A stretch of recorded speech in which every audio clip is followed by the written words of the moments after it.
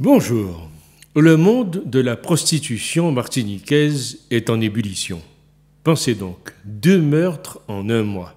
Le dernier drame, comme le précédent, s'est joué au niveau de la cour Fruits à Pain, au quartier Pont-de-Chêne à Fort-de-France. Un homme de 26 ans a été poignardé à plusieurs reprises par une femme alors qu'il se trouvait dans sa voiture. Les secours n'ont pas pu le sauver. Voilà qui n'est pas bon pour la profession. Proxénétisme ou règlement de compte, tout est possible dans ce haut lieu faux-yalais de la prostitution. L'enquête le dira, car ce milieu n'est pas un monde de bisounours. Quels sont les rôles et responsabilités de l'édilité autour de cette prostitution récurrente au Terre-Saint-Ville? La pauvreté est la cause de la plupart des maux sociaux qui rongent l'île, comme celui de la prostitution en hausse. L'impuissance des autorités face à ce fléau est bien réelle.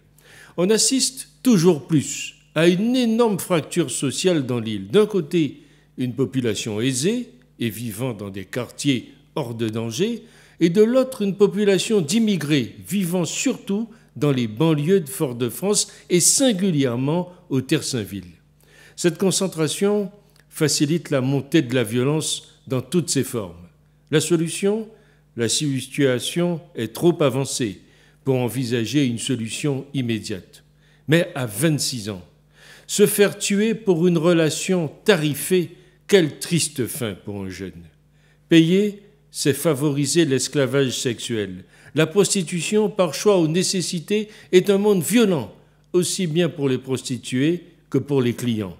Après, chacun doit assumer ses actes et prises de risques.